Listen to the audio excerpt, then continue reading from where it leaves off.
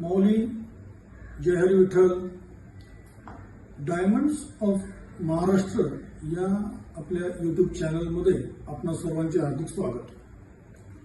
आज कार्तिकी एकादशी निमित्त आपणा सर्वांना हार्दिक शुभेच्छा।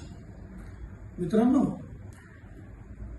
कार्तिकी एकादशी म्हणजे विठ्ठल रुक्माई आणि विठ्ठल रुक्माई म्हणजे पंढरपूर। पंढरपूर म्हणजे महाराष्ट्राचं आध्यात्मिक वैभव। मित्रांनो, पंढरपूर येथील एका आधुनिक रुक्माईची ओळख आज आपण आजच्या या व्हिडिओमध्ये आपल्या सगळ्यांना करून देणार आहोत। ती म्हणजे मंगलताई शहा। मित्रांनो, या मंगलताई शहा या मूळच्या गुजरातमधल्या, लग्न होऊन त्या आल्या महाराष्ट्रामधील पंढरपूर या शहरामध्ये। पंढरपूर हे आजही अत्यंत ग्रामीण भाग म्हणून ओळखलं जातं।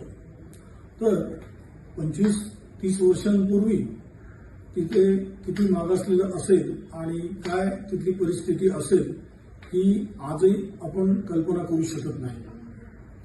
तर अशा या भागामध्ये, अशा या ग्रामीण भागामध्ये मंगलताई सारख्या सुशिक्षित, सुसंस्कृत आणि पुढारलेल्या आधुनिक विचाराच्या महिला त्या काळी अत्यंत नगण्य। तर अशा या भागामध्ये छोट्या मोठ्या अनेक कार्यक्रमांसाठी मंगलताईंना ऐकण्यासाठी, त्यांचे विचार ऐकण्यासाठी अनेक छोट्या मोठ्या कार्यक्रमामध्ये त्यांना बोलावलं जायचं। त्यांचे विचार ऐकले जायचे। खूप लोकांना त्यांचे विचार हे आवडायचे।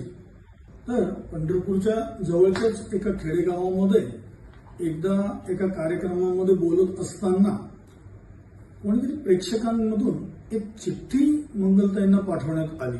त्या चिठ्ठीमध्ये 2 मुलींचे नावं लिहिलेले होते आणि त्याच्यात पुढे असं लिहिलेलं होतं की तुमच्या समोर जे कोणी एक आजी आजोबा बसलेले आहेत, तर त्या आजी आजोबांना या मुलींबद्दल विचारा। बोलताना कार्यक्रम संपल्यानंतर मंगलताईंनी त्या आजी आजोबांना त्या 2 मुलींबद्दल विचारलं।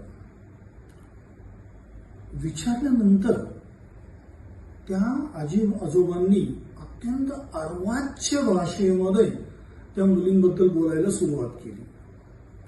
मंगलताईंनी अधिक खोदून किंवा खोलवर जाऊन त्या मुलींबद्दल विचारलं असताना त्यांना त्या आजी आजोबांनी आपल्या घरी घेऊन गेले आणि घरी त्या मुलींना, म्हणजे त्या मुलींची जी परिस्थिती होती, ज्या स्थितीमध्ये त्या मुली होत्या, ते जर आपण ऐकलं तर आजही आपल्या अंगावर रोमांच उभा राहतो।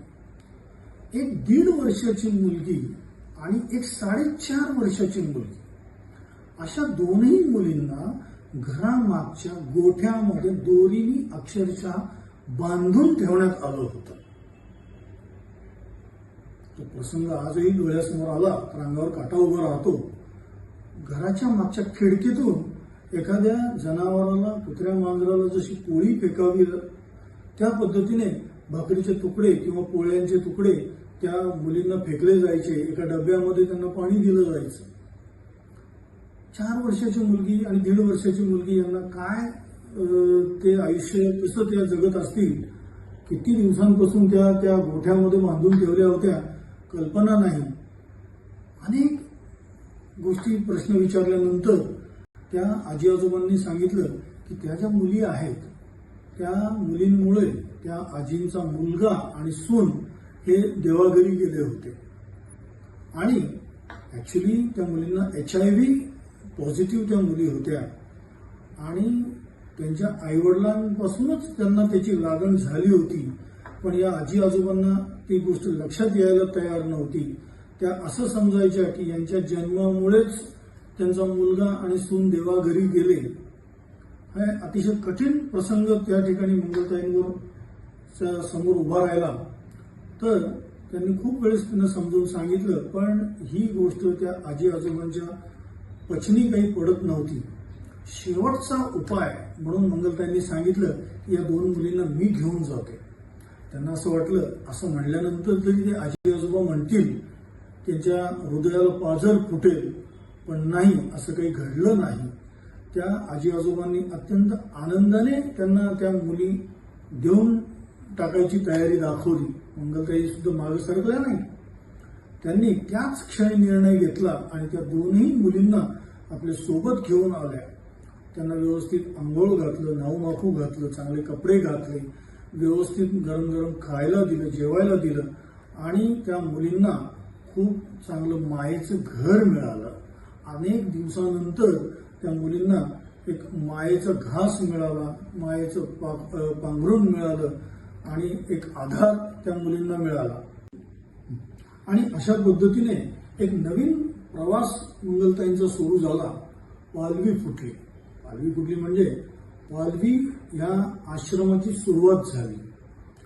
अशा पद्धतीने एक एक करून मंगलताईंना जिथे जिथे कळत होतं की इथं कोणी मुलगी आहे, इथं कोणी त्यक्ता आहे, कुठे स्मशानामध्ये, कुठे मंदिरामध्ये अशा मुली त्यांना आढळायला लागल्या. कुठे उकिल्यावर टाकून दिलेल्या.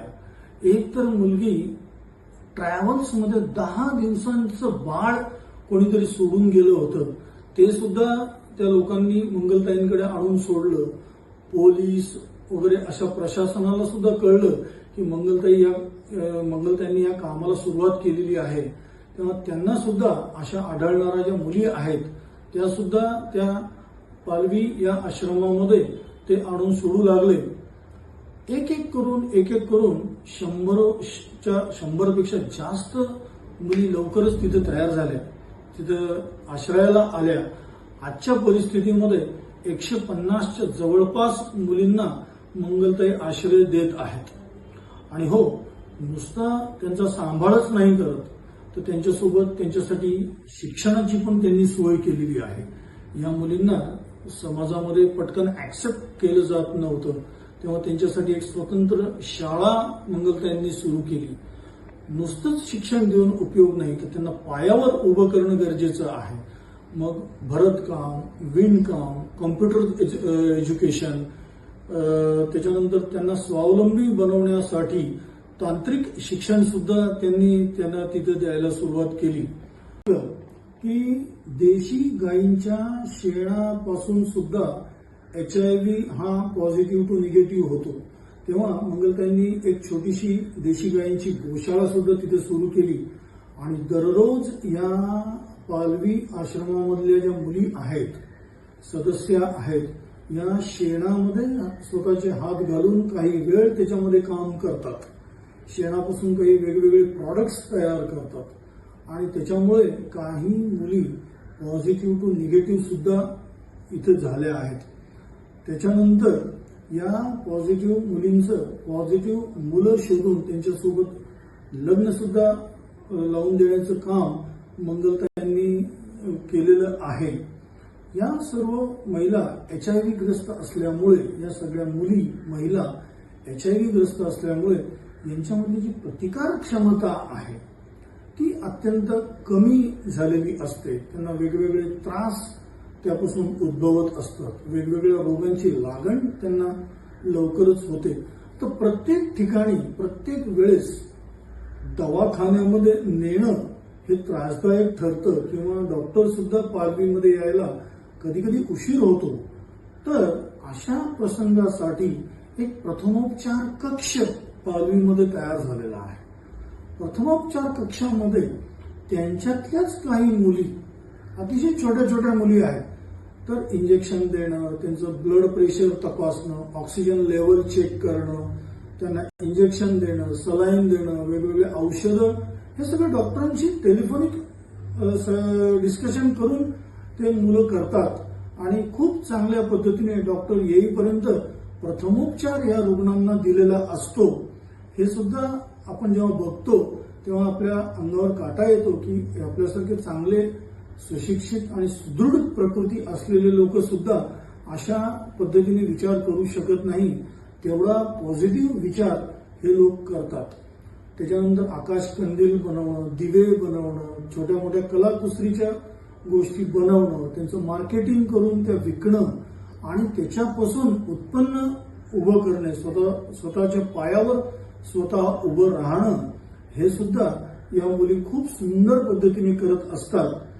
तर मित्रांनो, पालवी या संस्थेचे अनेक खूप छोटे छोटे अजूनही वेगवेगळे चॅप्टर्स आहेत. वेगवेगळ्या मार्गावर पालवी काम करते. पालवीमध्ये मंगलताईंच्या सोबतच त्यांची मुलगी जी आहे डिंपलताई घाडगे आणि त्यांचा नातू, हे सुद्धा आज तिसरी पिढी पालवीमध्ये काम करत आहे. त्यांनी स्वतःचं जीवन या लोकांसाठी वाहून दिलेलं आहे.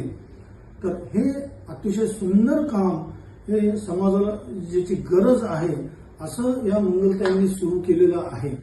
तर माझी आपण सगळ्यांना विनंती आहे की आपण सगळ्यांनी पंढरपूरला जेव्हा जाल किंवा विशेष करून जा, पंढरपूरचं तर विठोबाचं तर दर्शन तुम्हाला होईलच, पण त्यांच्या सोबत या आधुनिक या रुक्माईचे सुद्धा दर्शन तुम्हाला घडेल आणि खूप चांगला प्रोजेक्ट आपल्याला बघायला मिळेल.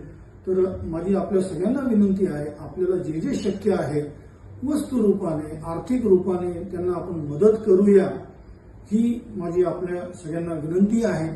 आमचं आजचं हे जे हा जो एपिसोड आहे आपल्याला आवडल्यास नक्की आमच्या चॅनलला शेअर करा, सबस्क्राईब करा आणि आपल्या परिचित लोकांपर्यंत याला फॉरवर्ड करा, ही विनंती.